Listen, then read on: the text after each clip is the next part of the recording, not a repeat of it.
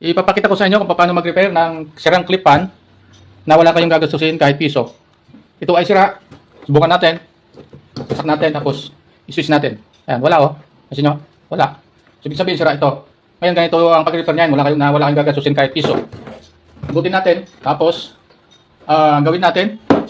Putulin natin dito. Dito.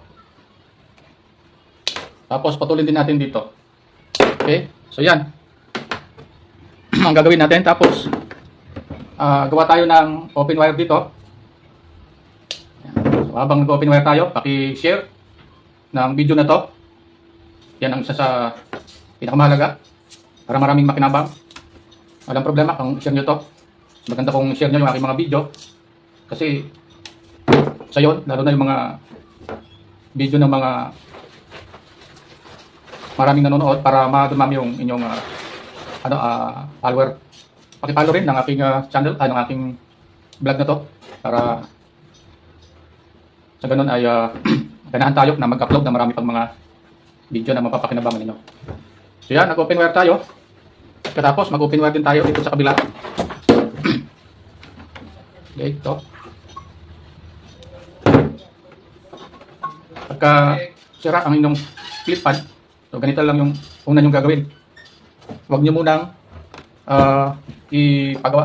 Subukan nyo muna. Mag-open wire ulit tayo dito. Sa kabila. Kabila. Okay, ito na. So, kasi kung papagawa nyo ito, sisingilan ko yun ng 150 hanggang 200. Hindi gawin nyo to. Tinuturo ko sa inyo. Dugtong natin yung pinutol natin pareho. Magkahiwalay sila. Magkahiwalay na wire. Ayan. Okay. So medyo manilipis kasi yung ano nito. Wire nitong clip pan. So talagang medyo tinipid ba. Kaya madali siyang maputol. Lagyan muna natin ng tape. Karamihan kasi ngayon ay gumagamit na ng clip pan. Bukod sa mura siya, dahil maliit yung motor niya, ay matipid sa kuryente. Gumagamit na rin ako ng clip pan. Kaya medyo nakatipid ako sa kuryente.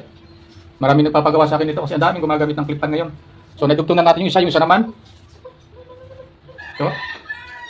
So ganito lang gagawin ninyo. Pag nasira ang clip pan ninyo, wag muna ninyong ipagawa. Kasi singilan kayo ng 150, 200 para na rin kayo bumili ng bago. Gawin nyo muna ito bago kayo mag-isip kung ipapagawa ninyo. Ito walang gastos to. Yung tape, hindi na kayo mahingi. Counting tape lang naman yan. Okay, yan na. Subukan natin. Ngayon, kung aandar na siya, sasak natin. Yan, kita nyo. Kumaandar na siya, oh. Lakas, oh. Oh. So, ganun lang ang gagawin ninyo. Huwag nyo muna ipagawa, gawin nyo muna to. Kasi itong switch minsan napakadali masira. So ngayon, dahil tinanggalan natin yung switch, wala na kayong switch. Saan nyo papatayin nyo? Ito ngayon, papatayin nyo ito dito sa may, hugutin nyo sa may saksakan. Papatayin na siya. Tapos babalik nyo ulit, andar ulit. Okay? So, kapag ka motor na sira, dito na, wag na nyo lang ipagawa. Bakit? Kasi singilan kayo ng 200 para na kayo bumili ng bago, bumili lang kayo ng bago. Sana nakinabang kayo, paki-share at paki-follow ng video ko na to para marami ang makalam ulit.